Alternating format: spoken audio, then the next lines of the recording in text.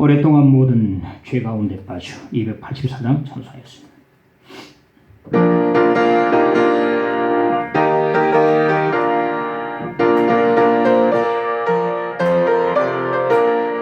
오랫동안 모든 죄 가운데 빠져 더럽기가 하려 어떤 후이들 아무 권도 없이 구원함을 얻어 하나님의 자녀 지금 되었네. 주의 그 사랑 한량 없도다. 찬송할지어다 예수의 공로. 주의 그 사랑 한량 없도다. 찬송할지어다 예수의 공로. 주의 보혈로서 정결하게 씻겨 죄악에서 떠난 몸이 되었고 세상 근심 구름 간 곳 없어지니 하나님의 빛이 없도다. 주의 그 사랑 한량 없도다. 찬송할지어다 예수의 공로. 주의 그 사랑 한량 없도다. 찬송할지어다 예수의 공로. 죄의 깊은 잠과 전 세상의 꿈을 어서 깨어나라 나의 친구. 은혜 받을 날과 구원 얻을 때가 지금 온 세상에 선포되었네. 주의 그 사랑 한량 없도다. 찬송할지어다 예수의 공로. 주의 그 사랑 한량 없도다. 찬송할지어다 예수의 공로. 하나님 말씀 요한복음 18장을 보겠습니다.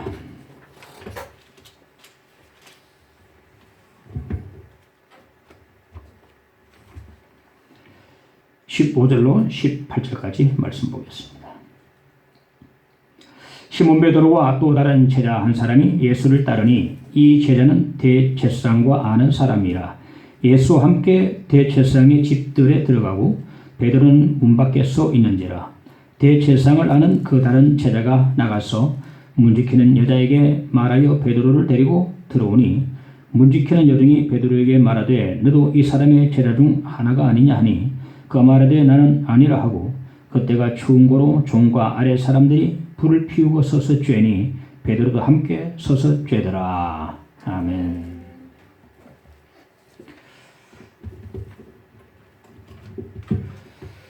어느 집사님 한 분이 주일 성수를 하지 않아서 그 교회 목사님 마음이 상당히 무거웠습니다.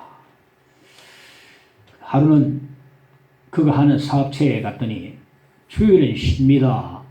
이 글을 써붙여놓고 문을 닫아놨습니다. 그걸 보고 이제 결심하고 다음 주 이제 나오겠구나 그래 생각하고 다음 주일 설교 시간에 오는가 싶어서 아무리 봐도 그분이 안 왔어요.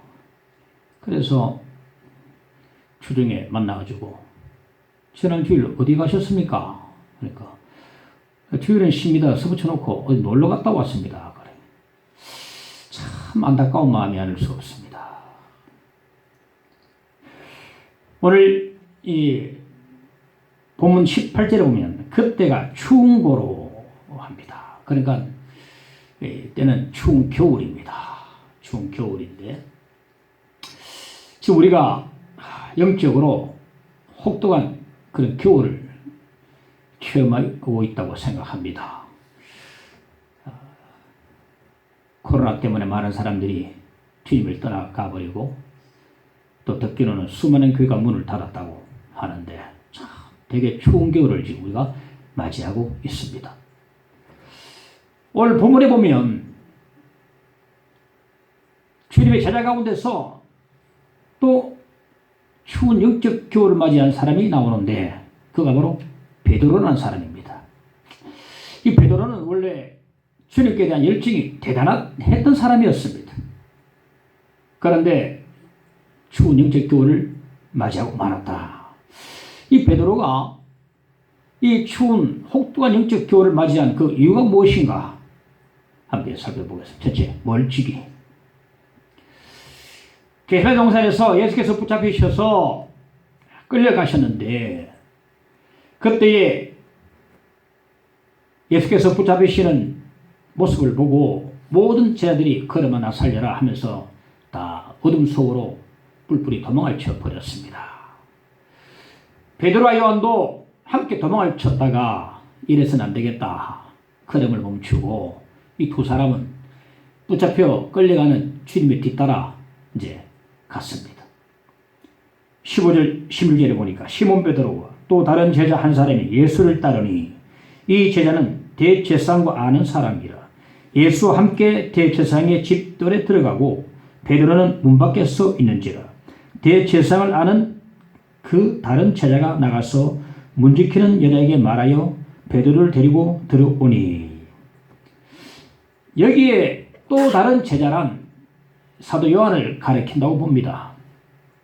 어떤 사람들은 본문에 대제사장을 아는 사람을 해서 이 어부 출신 요한이 어떻게 그 높은 대제사장을 알 수 있겠는가 하면서 혹시나 니고데모나 아리마대 사람 요셉이 아닐까. 왜냐하면 이 두 사람은 유대인의 관원이었고 사내들이 공의원이었기 때문에 충분히 대제사장과 아는 사이였을 겁니다. 그래서 아마도 이 니고데모와 아리마대 요셉 그 두 사람 중에 한 사람이 아니겠는가 추측을 합니다만은 본문 정황상 보면 아마도 12제자 중에 한 사람이 분명한 것 같습니다. 그리고 이 요한은 요한복음을 쓰면서 한 번도 자기 이름을 밝히지 않고 항상 예수의 사랑하시는 제자라고 말하고 있거든요. 그래서 요한이 분명한 것 같습니다. 그러면 이 어부 출신인 요한이 어떻게 높은 대제사장과 아는 사이가 되었을까? 이 요한의 아버지가 이름이 세베드인데 이 세베드는요 많은 배들을 가지고 있었고 많은 종들을 거느리고 있었던 큰 부자였습니다. 그래서 요한이 예수님께 부름받고 예수님을 따라 나설 때에 아버지와 종들과 배까지 다 버려두고 갔다고 말씀드리고 있거든요. 그러니까 아버지 세베드는 굉장히 큰 부자였던 것을 알 수 있는데 이 대제사장이 물고기를 굉장히 즐겨 먹었던 것 같아요. 그러니까 이제 세베드가 이제 아주 어장을 크게 하고 있으니까 이 물고기를 즐겨 먹는 대제사장한테 싱싱한 자연산 고기를 계속 대준 겁니다. 그 일을 누구한테 맡겼느냐?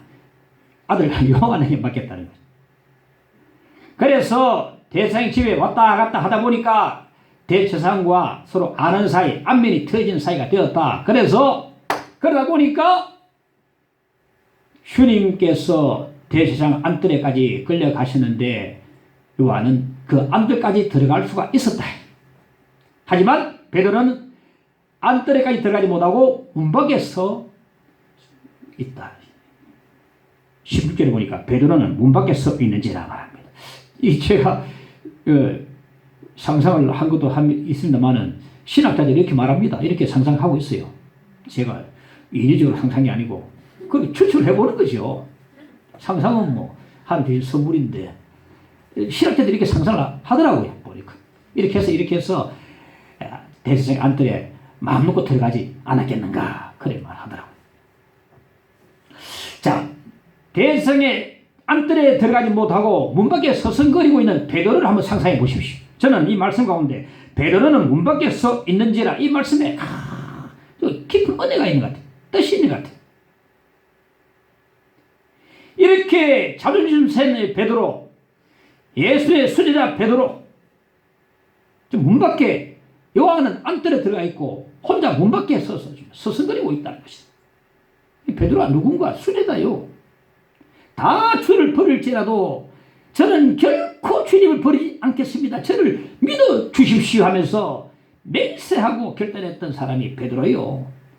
예수님께서 가시는 곳마다 이 세 사람을 꼭 제자를 데리고 다니셨는데 베드로, 야고보, 요한을 데리고 가시는 곳마다 항상 요한과 함께 베드로가 따라갔는데 지금 이 순간은 요한은 안에 들어가고 수제자 베드로는 문 밖에 서서 서성거리고 있습니다. 내가 볼 때는 자존심이 많이 상했지 않았겠는가 싶습니다. 내가 그래도 말이야 수제자인데 요한 뒤만 속 들어가 버리고 말 문 밖에 서서 혼자 지금 스승되고 있단 말이야. 그리고 이 장면이 어쩌면 주님에 대한 사랑과 헌신의 정도 차이가 아닐까 싶은 생각도 듭니다. 그래서 성경에 보면 항상 요한을 사랑하시는 제자라거든요. 이 사랑이 주님에 대한 사랑이 요한이 더 크지 않았을까. 그래서 쑥 들어갈 수 있었고 베드로는 못 들어가고 그냥 문 밖에 서서 붙잡혀 있는 거지요.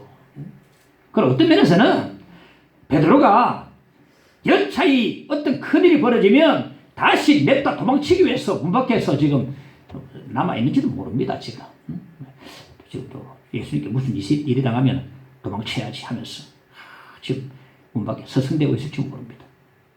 문 밖에 서성대고 있는 베드로를 보면서 참 가련하다. 연민의 정마저 우리가 느낄 수가 있습니다. 이 수제자가 이렇게 참 문 밖에서 서성대고 있다니 하는 그런 생각이 들기도 합니다. 지금 오늘날에도요. 문 밖에서 서성대는 사람들이 참 많이 있습니다. 여차히 잘못하면 즉 더욱더 예수님이 욕을 먹고 교회가 더욱더 욕을 먹으면 내 도망가리라 마음속에 결심하고 문 밖에 서성대는 사람 많이 있고요. 직분을 받은 사람 가운데서도 문 밖에 서성대는 사람들이 참 많이 있습니다. 많이 있습니다. 막 도망치려고만 준다. 몸은 와 있지만 도망치는 거죠. 주님 말씀하시기를 망대를 세우다가 기초만 쌓고 말아버리면 많은 사람에게 조롱거리가 된다고 말씀하셨는데 이들은요 남들에게 조롱거리가 됨을 알아야 됩니다. 아이고 당신 뭐 교회 다니다더니 이제 안 나가나? 그래, 속으로는 아이고 그걸 알았대. 엄마 안 나가? 아이고 그 속으로는 그럴 줄 알았대. 조롱거리가 됨을 알아야 됩니다.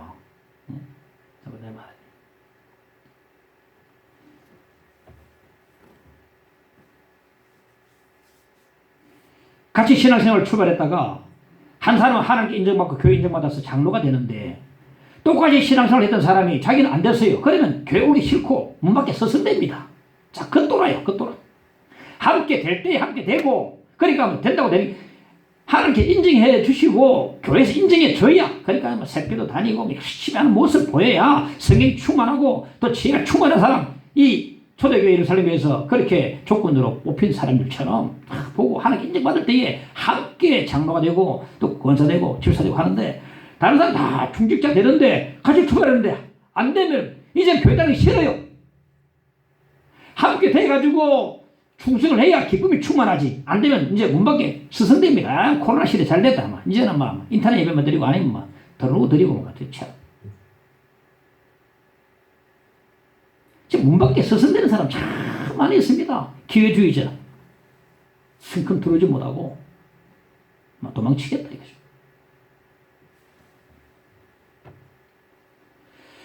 누가복음 22장 54절에 보면 예수를 잡아 끌고 대제사장의 집으로 들어갈새 베드로가 멀찍이 따라가니라 말했습니다. 요한복음에 안 나오지만은 누가복음에는 베드로가 멀찍이 따라가니라 말해주고 있습니다. 밖에 서성거리고 있는 베드로를 요한이 가서 문지킨 여자에게 말해서 데리고 들어왔습니다. 그런데 그 문지킨 여자가 베드로를 보더니 알아봤어요. 17절에 너도 이 사람의 제자 중 하나가 아니냐? 알아보니까 바로 나는 아니라고 해서 극구 부인을 했습니다. 이 수제라는 사람이 문지키는 여러 앞에서 지옥스럽게도 예수를 부인하고 말았다는 겁니다. 베드로에게는 추운 겨울입니다. 추운 겨울입니다. 베드로가 추운 영적 겨울을 맞이했던 이유가 뭐냐면 멀찍이 따라갔기 때문에 그렇습니다. 멀찍이 따라갔기 때문에. 멀찍이 따라갔으니까 이렇게 혹독한 추운 겨울을 맞이하고 마는 것입니다. 그래서 문 밖에 서성대고 예수님을 부인하고 마는 것입니다. 저도 지금 겨울이 이번 겨울이 엄청나게 지금 추운 겨울로 저는 지금 체감하고 있습니다. 주님을 멀찍이 따라가다가 하나둘 주님을 떠나가는 사람들을 보면서 살을 애는 듯한 그런 추위를 느끼고요. 코로나 때문에 수많은 교회가 문 닫는 걸 보면서 혹독하다. 실제로 겨울이 혹독하고 영적으로도 혹독한 겨울이구나 제가 지금 느끼고 있습니다. 예수를 따를 때에 끝까지 따르면 아름다운 감정이 되지만은 따르다가 중도에 포기해버리면 부끄러움과 수치밖에 안 됨을 알아야 됩니다. 저는 집사였는데 교회 안 다니면 그 수치 아닙니까? 아까도 제가 예수의 말씀을 전했지만은 건물을 세우다가 말아버리고 전에 보니까 저기 남포동인가 보니까 그 건물 세우는데 보니까 밑에만 공사하고 1년 동안 그대로 안 하고 보기가 너무 흉물스럽더라고요. 보니까 올려야 되는데 건물 짓다가 그냥 나눠버리면요 흉물스럽고요 조롱거리가 되고 맙니다. 아이고 그럴 줄 알았다. 계산도 안 하고 따르느냐. 계산해보고 뭐 건물을 지어야지. 제자는 그 계산을 다 대가를 지불해야 됩니다. 그래 따를 그 말아 따르노. 그러니까 남편이 교회 안 나오고 뭐 가족도 교회 안 나오고 친구들도 전도 안 되고 그거 아무것도 안 되는 겁니다. 누가 끌리는 게 있어야지 뭐 흡연력이 없는데 태양 주위에 행성이 도는 거 다 끄는 힘이 있으니까 행성이 도는 거 아닙니까? 끄는 힘이 없어요. 끄는 힘이 없어요. 끌려갑니다. 그죠? 비웃을 거래 되고 만다는 거죠. 예수를 따를 때는 가까이 바짝 따라야 합니다. 영국에 에덤사라는 여배우가 있었는데 셰익스피어의 희곡 맥베스에서 맥베스 부인 역을 맡을 정도로 인기가 참 좋았던 배우였는데 너무 활동을 열심히 해서 쓰러지고 말았습니다. 쓰러지니까 더 이상 무대에 설 수 없다는 그런 좌절감 때문에 절망감에 빠졌다가 성경을 창세기 28장을 읽는 중에 꿈에서 야곱이 하나님을 만나는 그 장면을 다 읽다가 시를 갑자기 듣기 시작했습니다. 그때 그 여인이 적은 시가 세계적인 찬송이 되었습니다. 찬송가 338장 보니까 내 주를 가까이 하게 하면 십자가 짐 같은 고생이야. 내 일생 소원은 늘 찬송하면서 주께 더 나가기 원합니다. 주께 가까이 하기. 내 주를 가까이 하게 하면 십자가 짐 같은 고생이야. 늘 찬송하면서 주께 더 나가기 원합니다. 내 고생하는 것 옛 야곱이 돌베개 배고잠 같습니다. 꿈에도 소원이 늘 찬송하면서 주께 더 나가기 원합니다. 천성에 가는 길 험하여도 생명길 떠나니 은혜로다. 천사날 부르니 늘 찬송하면서 저는 찬송 가운데 이 찬송 참 너무 아름다운 찬송이라고 생각해요. 물론 여러 애곡하는 찬송 있죠. 주 안에 있는 나에게 내 주의 뜻대로 행하시옵소서. 내 영혼이 은총이고 중화지고 이 찬양도 부르는 사람마다 막 은혜 할렐루야 찬양하세요. 근데 내 주를 가까이 하게 하면 이 찬양도요 정말로 많이 불러지는 찬송 아닙니까? 이 애덤스가 비록 43세에 세상을 떠났지만 그가 적은 이 시는 이 찬송은요 수많은 사람들을 주께로 가까이로 이끌었습니다. 주께로 다 가까이로 이끌었습니다. 2013년도인가 울랄라 세션의 리더였던 임윤택 형제가 있었는데 이 임윤택 형제가 32살 젊은 나이에 세상을 떠나면서 산소호흡기를 꽂고서 마지막까지 부른 찬송이 바로 이 찬송이었습니다. 그 형제가 믿음이 그렇게 좋았어요.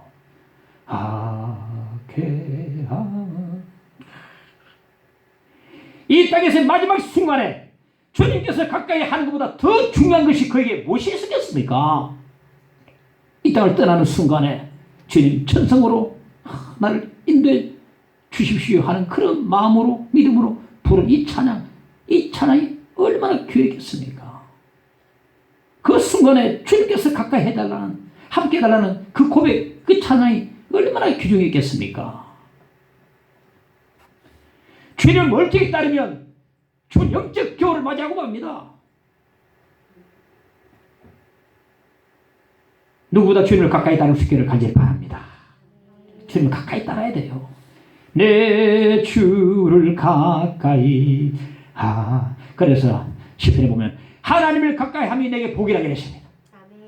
하나님을 가까이 함이 내게 복이라. 기도하는 백성보다 나를 가까이 하는 백성이 어디냐 그랬습니다. 기도하는 백성은 하나님 가까이 한다고 그걸 말씀하고 계세요.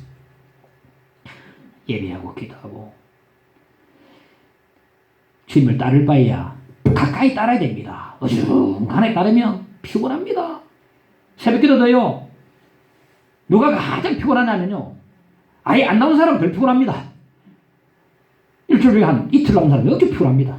안 나오다가 매일 나온 사람은 뭐 날아가고 안 나온 사람이 차례 났고 두 번 나왔다 한 번 빠지게 하면요. 오늘 되게 피곤하다. 안 나오다 제일 피곤하다. 바짝 가까이 붙으면 안 피곤합니다. 영적 기호를 치유할 수 있는 것은 주님을 가까이 하는 것을 믿으시기 바랍니다. 가까이 할 때 치유가 되어집니다. 둘째, 함께라는 라고 말씀해주고 있습니다. 18절에 보니까 그때가 추운 고로 종과 아래 사람들이 불을 피우고 서서 쬐니 베드로도 함께 서서 쬐더라.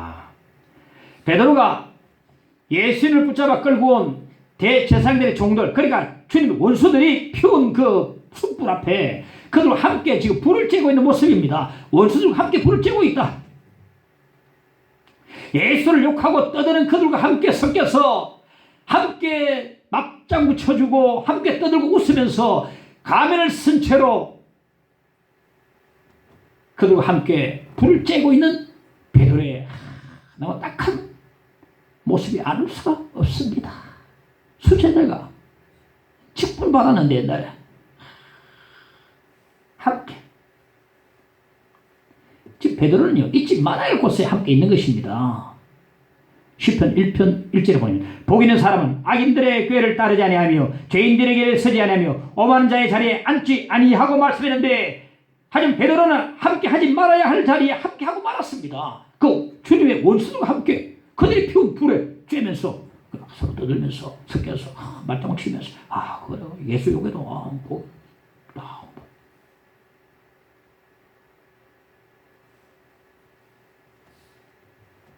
신학자의 틀리는 이런 말을 했습니다. 이 장면을 보고 해석하기를 악행하는 자들과 함께 서서 불을 쬐는 자들은 선한 사람들에게 대해서 자꾸만 차가워진다. 주님께 자꾸만 차가워진다 말했습니다. 세상을 자꾸 함께하면요 주님께 사랑하게 식어가고 결국 영적 충격이 오고 마는 것입니다. 자꾸만 세상에 속해서 자꾸만 그들과 함께하게 되면 주님께 사랑하게 식어져 버려요. 우리 성도들은요 세상과는 분리된 삶을 살아야 되는데 이 분리라는 것은 육적인 분리를 말하는 게 아닙니다.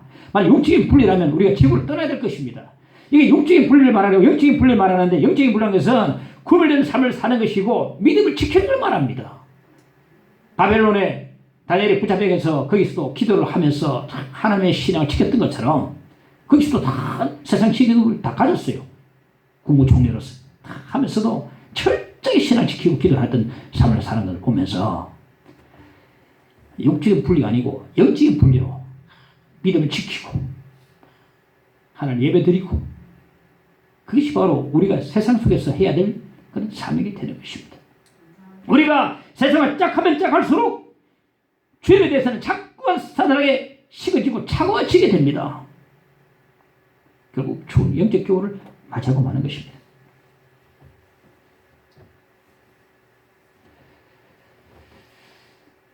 김정택 장로님이 SBS 예술단장으로 있는 시절에 그날도 밤늦게까지 악단 연습을 한 뒤에 홀리데이 인 서울이라는 밤업소에 이제 회식하기로 이제 예정해서 가기로 이제 되는데 그때 김정택 장로님이 홀리데이 인 서울이라는 밤업소에 악단장도 맡고 있었습니다. 그 고동과 소돔과 고모라 성 같은 것을 다 하고 있었는데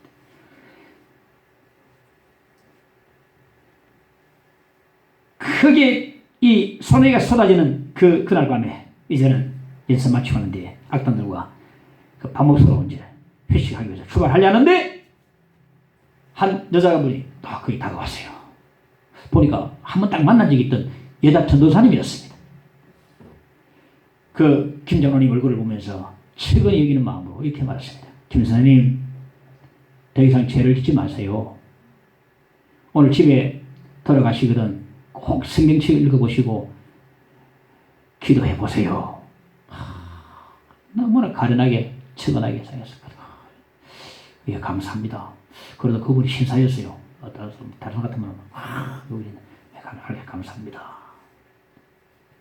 이 김천대 장로님이 어릴 때부터 하나님을 알고 섬겼던 사람인데 어느 순간에 세상에 빠져가지고 취해가지고 하나님과 상관없는 삶을 살았어요.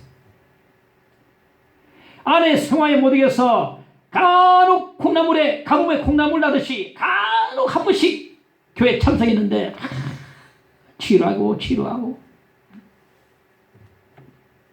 그 얘기는 일요일이요. 한 주 동안에 열심히 일하고 쉬는 날이지 그게 주일이 아니었습니다. 주일이 아니었습니다. 그래도 하나님을 두려워하는 마음은 한켠에 있어서 술이 잔뜩 취해가지고 밤늦게 집에 돌아올 때는 집 앞에 곁에 십자가가 버럭 있으면 무서워가지고 빙 돌아서 집을 들어갔대. 무서워. 하나님을 두려워하는 마음이 있었던 것 같아요. 그날 밤에 하나님께서 그 전도사님을 내게 보내주셨구나 하는 깨달음이 왔어요. 코끝이 찡해왔다는 것입니다. 그래서 그 회식 장소에 단원들만 다 보내고 자기 혼자 비추기가 막 쏟아지는데 눈물 흘리면서 겨우겨우 차를 몰고 집에 도착했습니다. 눈물 자국이 있는 거 보고서 놀라는 아내에게 성경책을 좀 갖다 달래 가지고 이제 딱 펴놨는데 갑자기 아버지 생각이 났습니다. 아버지가 세상의 명예보다 신앙이 더욱더 중요하다면서 모든 자식들을 기독학교 다 보냈는데 아버지 생각에 눈물이 확 났어요. 하나님 죄송합니다. 이렇게 아버지가 이렇게 이 자식들을 믿음으로 살랐고 기독학교에 보내 신앙을 지키려고 했는데 죄송합니다. 성경 읽으면서 울었습니다. 우니까 하나님의 사랑이 자꾸 느껴지기 시작했어요. 그날 이후에요. 자기가 출근하는 홀리데이 인 서울이라는 밥업소가 야간업소가 너무너무 싫어졌어요. 여보, 내가 나가는 야간업소가 너무 싫어서 미치겠어. 못 나가겠어. 수입이 많이 줄겠지만은 내 거기 안 나가고 이제 하나님을 섬기고 말씀대로 살고 싶어 하니까 와이프가 어떻게 했습니까? 할렐루야! 감사합니다.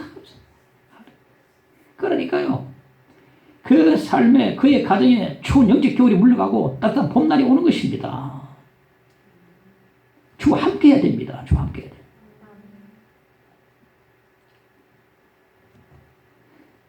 요한복음 18장 26절에 보면 대제사장의 종 하나는 베드로에게 귀를 잘린 사람의 친척이라 이르되 네가 그 사람과 함께 동산에 있는 것을 내가 보지 아니하였느냐. 이게 그 사람이란 예수를 가리키는데요. 대제사장의 종 가운데 하나가 베드로를 보고 네가 예수와 함께 있는 걸 내가 보았다 말하거든요. 본래 베드로는 세상의 사람과 함께 있는 사람이 아니고 예수와 함께 있던 사람이었습니다. 그런데 멀찍이 따르다 보니까 이제 세상과 함께 되고 말았던 것입니다.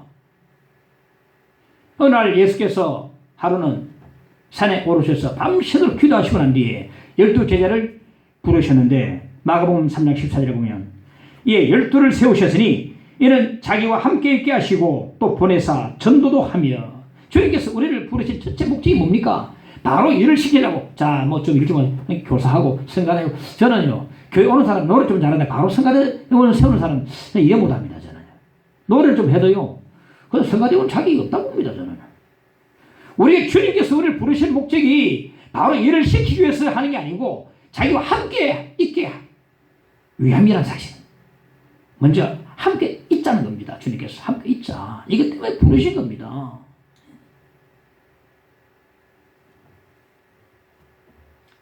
우리가 어떤 일을 하려고 하기에 앞서서 먼저 주와 함께 있어야 합니다. 예배드리고 말씀 배우고 기도하고 자꾸 성숙을 도모하고 그래서 자꾸만 영적으로 자라나서 그 다음에 이제 믿음의 분량대로 맡아서 섬기고 해야 되죠. 바로 와서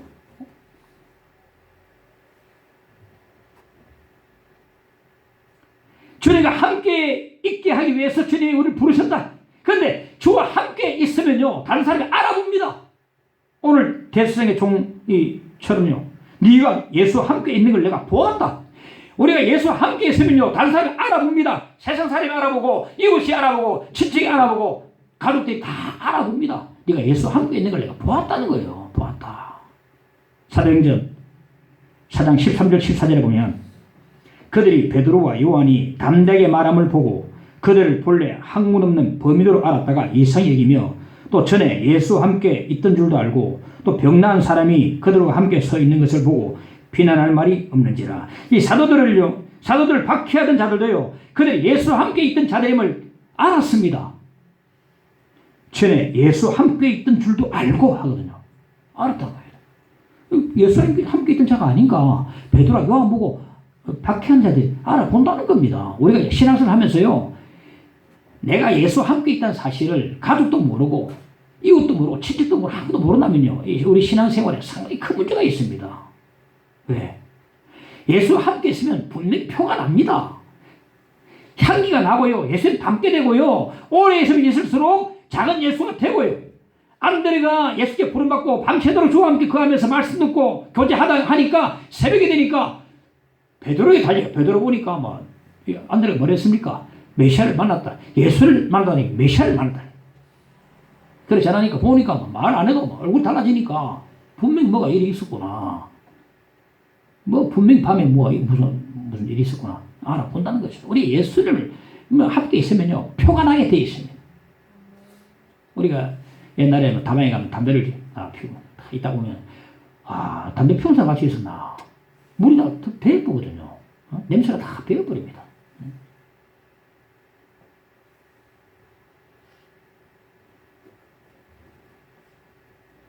내가 예수님과 함께 있다는 강력한 증거를 보여줘야 합니다. 남에서부터 한 번도 걸어본 적이 없는 안전뱅이가 베드로와 요한에게 고침받고 난 뒤에 그들 옆에 있어요. 지금 그들 함께 있습니다. 이것이 바로 베드로와 요한이 예수와 함께 있다는 강력한 증거가 되는 것입니다. 예수 믿는 것은 받은 증거만도다. 부활의 힘, 능력, 믿음, 이것으로 날마다 삶 속에서 힘을 얻고 나라 갈 듯한 그런 믿음으로 비상한 힘으로 살아가고, 이걸 보면 뭔가 교회 다니는데 달라졌다. 어느 목사님이 장례식에서 찬송을 막 부르니까 그 유족 가운데서 한 사람이 예수를 안 믿었는데 참여 안 하고 옆에서 서성거리고 있어요. 마치고 난 뒤에 목사님, 믿는 사람들은 장례식에도 노래를 부릅니까? 우리는 찬송 부릅니다. 근데 오늘 말씀 드렸는데 예수의 부활을 진짜 믿습니까? 우리 예수의 부활을 믿습니다. 그러니까 강력한 증거가 우리 가운데 나타나는 것입니다. 예수와 함께 있으면요, 부활의 힘, 능력과 그리고 삶의 간증과 증거들이 나타나게 되어 있는 것입니다. 그럴 때 박해자들이 할 말이 없습니다. 할 말이 없다. 아니, 고등학교 2학년 고등생이 성경 공부를 하다가 큰 은혜 받고 주일 새벽부터 해주고 이제 주일 온종일 주일을 섬기면서 애들 가르치면서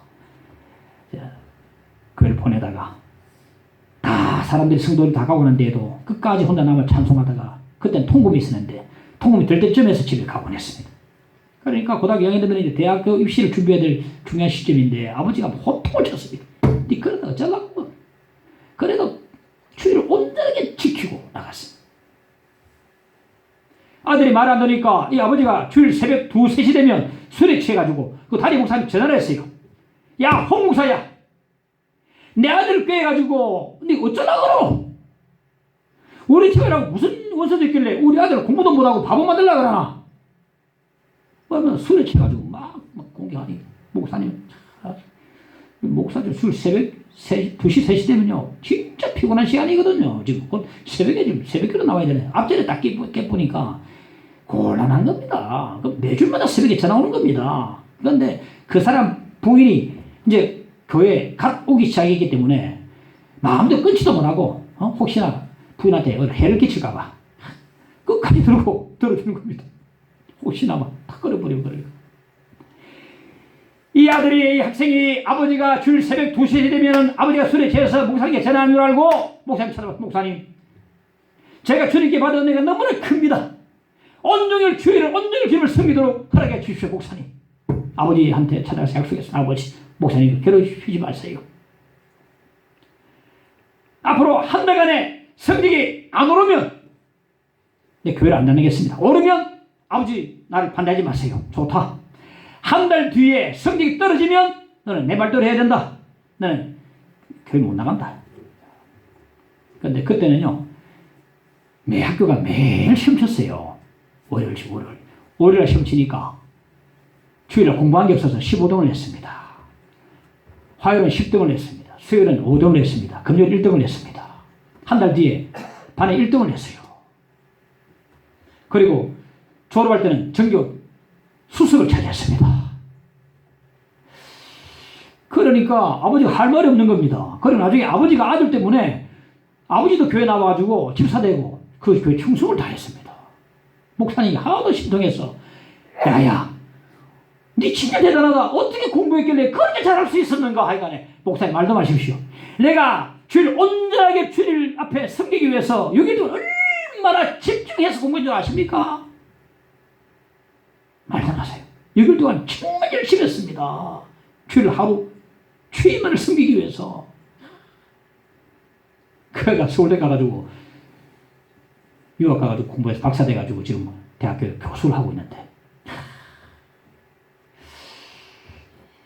예수와 함께 있다는 강력한 증거를 보여줘야 합니다. 내 옆에 병난 사람이 큰 2세대입니다. 증거가 있어야 된단 말이죠. 응? 뭔가 다르구나. 뭐가 있구나. 예수의 향기가 나고 그들의 편지가 되어지고 예수의 그런 모습이 나타나고 변화된 모습을 보일 때에 뭔가 있구나. 달라졌구나.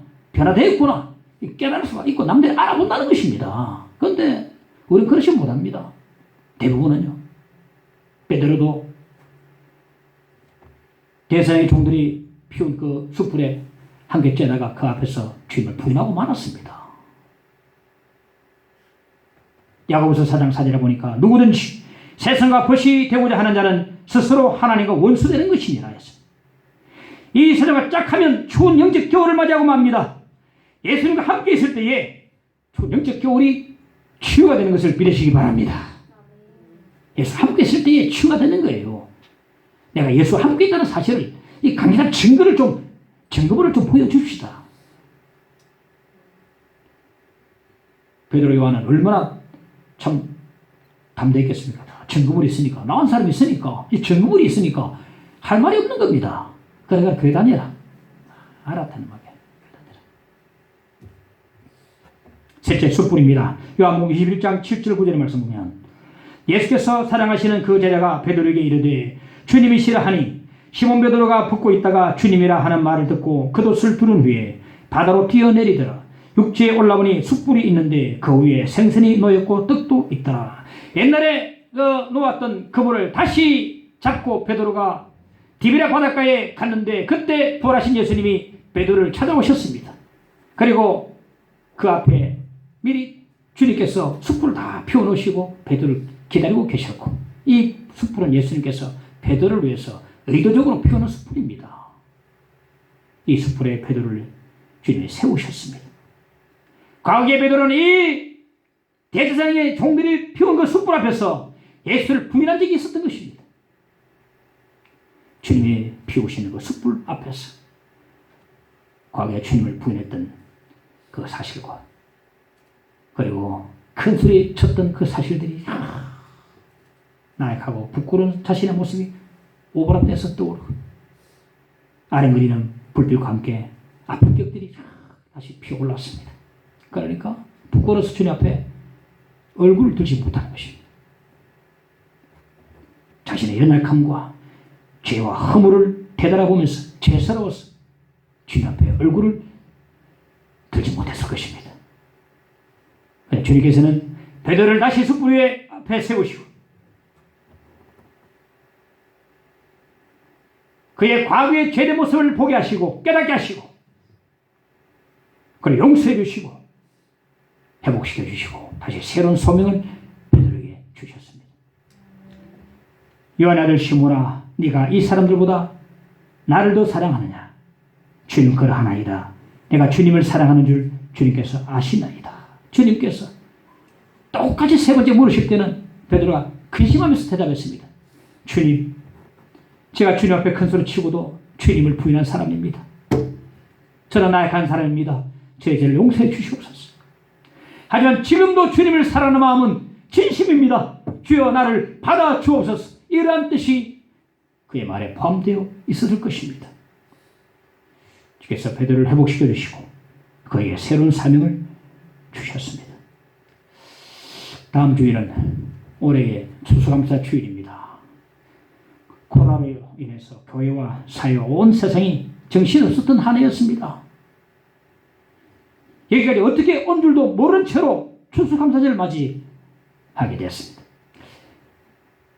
이 시간에 우리가 주님이 우리를 위해서 펴놓은 숯불 앞에서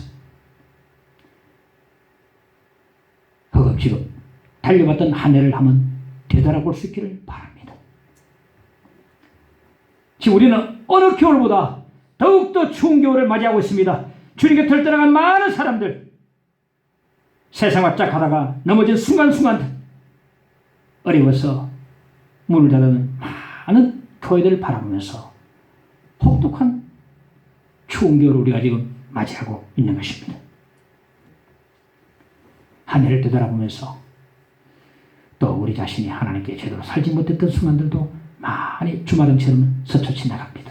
어떤 사람 말하기를 우리 그리스도인은 자수전을 쓰는 사람이 아니고 참회록을 쓰는 사람이 되었습니다.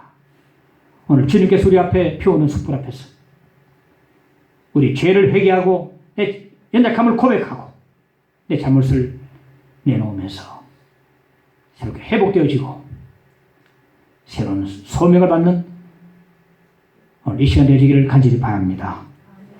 나를 위해 오신 주님, 나의 죄를 위하여서 유대 민족들에게 잡히시던 그날 밤에 아무런 말도 없이 우리에게 사랑을 보여주신 주님 예수, 한번 찬양해 봅시다.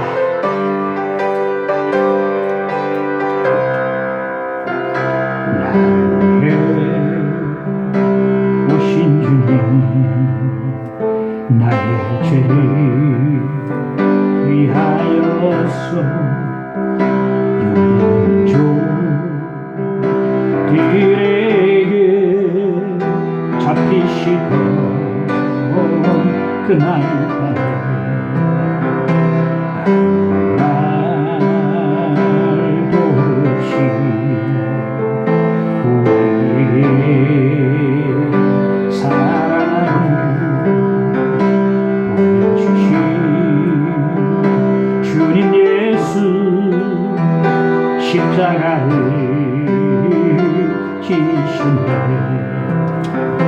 그러나 언젠가 주님을 부인하며 원망하고 있을 때에 나에게 오셔서 사랑의 손길로 얼음 만지셨네.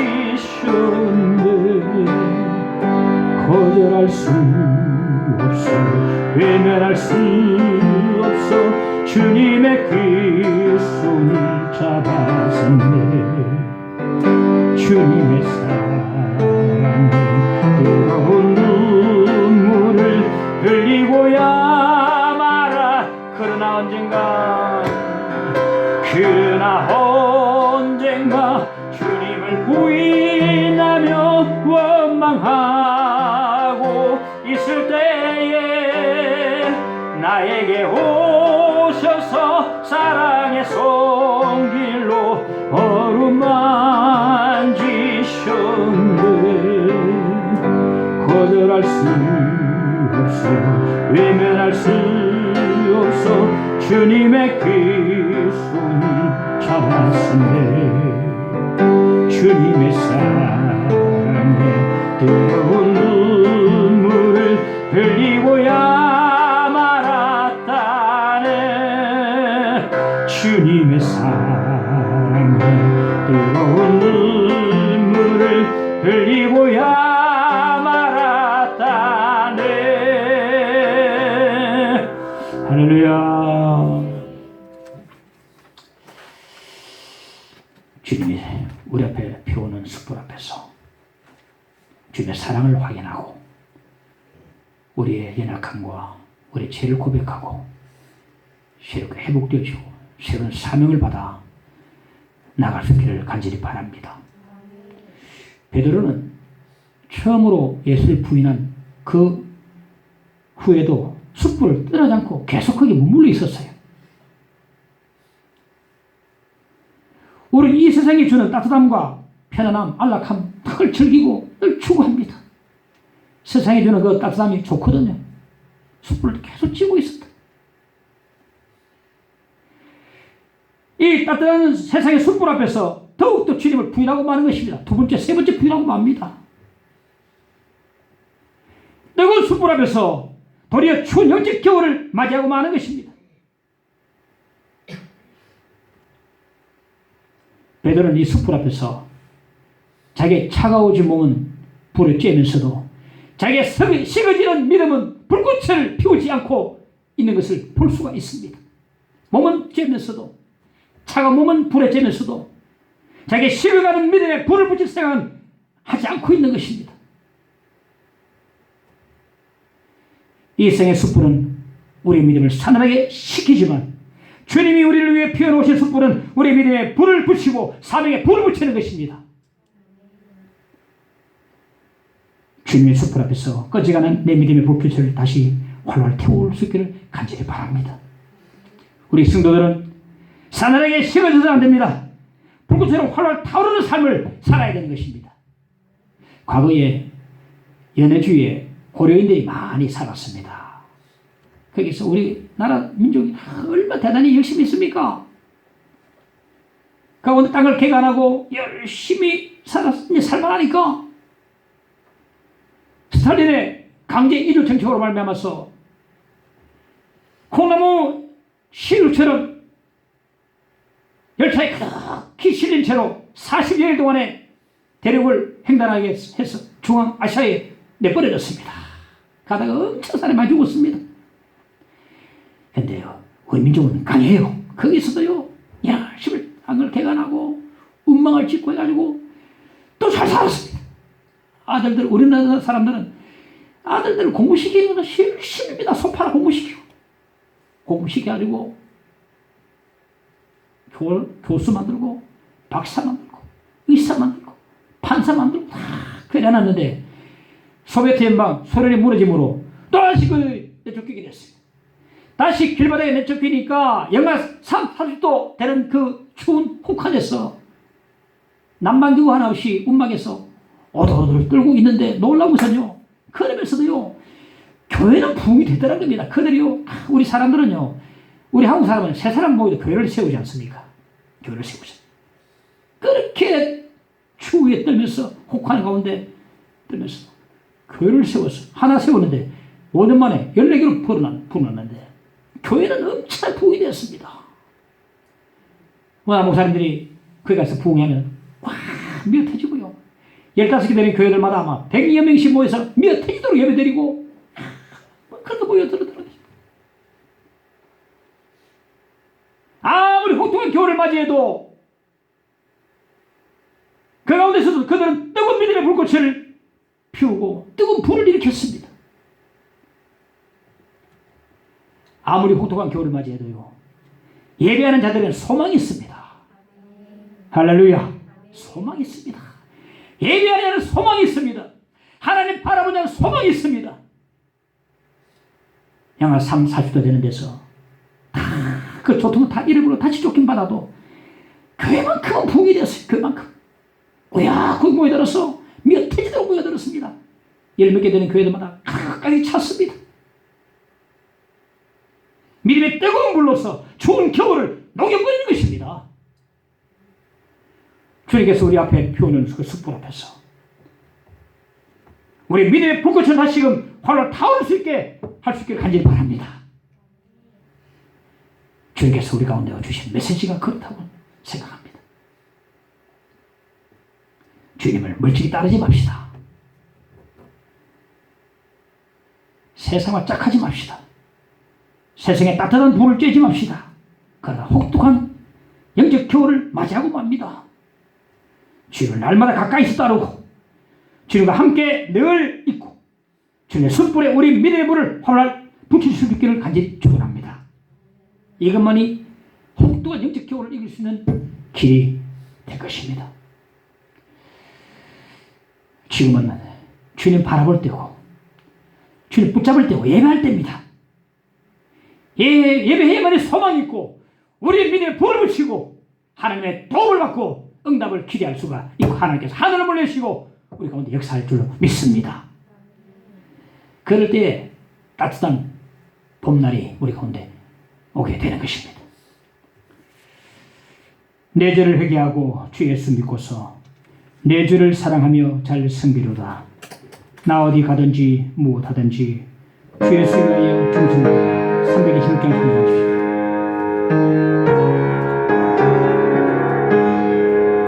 내 죄를 회개하고 주 예수 믿고서 내 주를 사랑하며 잘 섬기리로다. 나 어디 가든지 무엇하든지 주 예수 위하여 충성하리라. 내 주의 뜻을 따라 나 살기 원하며 이 세상 있을 동안 주 섬기리로다. 나 어디 가든지 무엇하든지 주 예수 위하여 충성하리라. 내 모든 마음 들여 주의 일하며 내 주의 말씀 따라 잘 섬기리로다. 나 어디 가든지 무엇하든지 주 예수 위하여 충성하리라. 주님의 크신 능력 날 도와주시니 내 본분 다하여서 주 섬기리로다. 나 어디 가든지 무엇하든지 주 예수 위하여 충성하리라. 내 직분 감당하고 저 천국 올라가 내 주를 길이 잘 섬기리로다. 나 어디 가든지 무엇하든지 주 예수 위하여 충성하리라. 오늘 말씀 기억하면서 함께 기도하겠습니다. 주님 함께 오셔서 주여 한번 함께 합시다. 주여 전의 기도를 드립니다. 주님께서 오늘 이 시간에 우리를 주여 숯불 위에 세우시고 주께서 우리에게 회복시켜 주시고 하나님의 새로운 소망을 주심을 믿고 감사를 드립니다. 주여 우리의 꺼져가는 시간은 믿음의 불꽃을 다시 피우게 도와주시며 주여 참 우리의 삶이 믿음으로 활활 타오를 수 있는 뜨거운 신앙이 생활할 수 있도록 역사해 주시기를 간절히 원하옵나이다. 늘 주와 함께 가까이 하게 하시고 주와 함께 하게 하시고 주님 바라보게 하여 주시옵소서. 주님만이 우리의 소망입니다. 예배만이 소망입니다. 주님 의지하오니 주여 역사하여 주시옵소서. 이 혹독한 모든 영적 겨울을 주여 어떤 봄날로 되게 주시고 주 함께 그하는 귀한 우리의 삶이 되도록 축복하여 주시옵소서. 믿습니다. 주여 함께 오셔서 인도하옵소서. 주여 도와주옵소서. 미사옵고 예수 이름으로 기도하옵나이다.